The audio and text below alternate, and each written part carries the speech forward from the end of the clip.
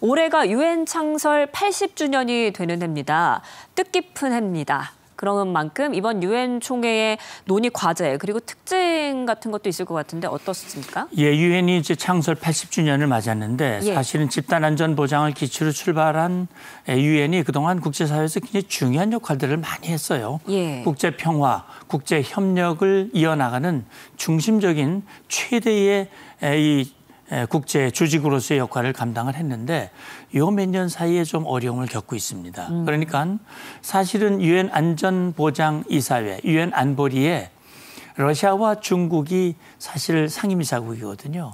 과거에는 미국 서방국가와 손을 잡고 상당히 중요한 역할에 이 같은 그런 보조를 취해왔는데 지금 어떻게 보면 중국, 러시아, 권위주의 독재 국가들 그다음에 미국을 중심으로 서방 국가들과 갈등을 겪고 있어요.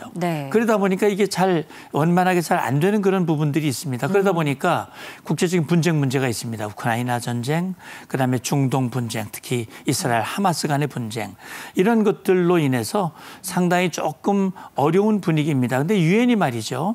매년 그 9월 셋째 주부터 고위급 회의라고 하는 걸 열거든요. 여기에 193개 회원국의 정상급 인사들이 대거 참석을 해요. 그래서 이제 앞서 말씀드렸습니다만 올해가 창설 80주년이기 때문에 국제사회 이목이 그 어느 때보다 집중을 하게 되고요. 이게 그러니까 무거운 분위기 속에서 과연 트럼프 대통령 입에서 무슨 얘기가 나올 것인가. 또 시진핑 주석도 연설하거든요.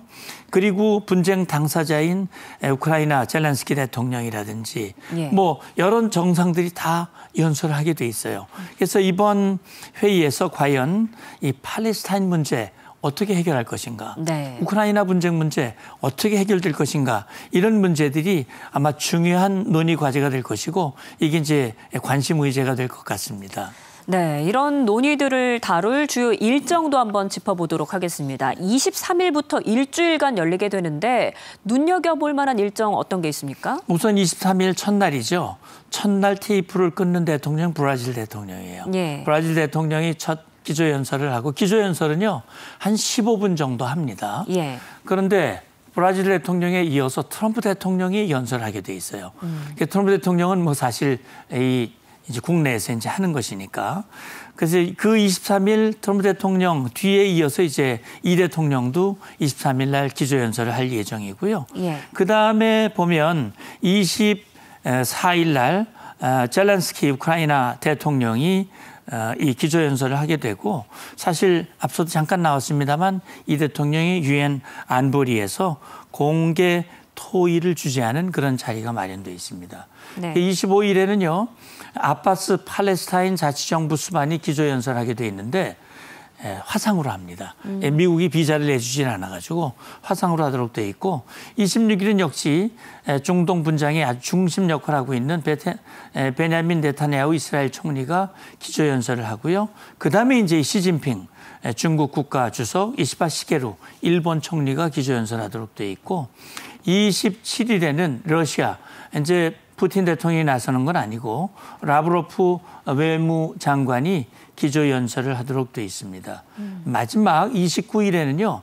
북한의 기조연설도 예정이 돼 있는데 그동안 최근 수년 동안은 유엔 주재 북한 대사가 그동안 기조연설을 했었는데 올해는 말이죠. 특이하게도 차관급 인사가 예정이 돼 있어요.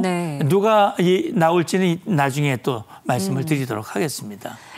언급해 주신 것처럼 23일에 이재명 대통령이 트럼프 대통령과 같은 날에 기조연설을 할 예정인데 어떤 메시지가 나올 걸로 예상하십니까? 앞서 이제 대통령실 대변인도 잠깐 언급을 하기는 했어요.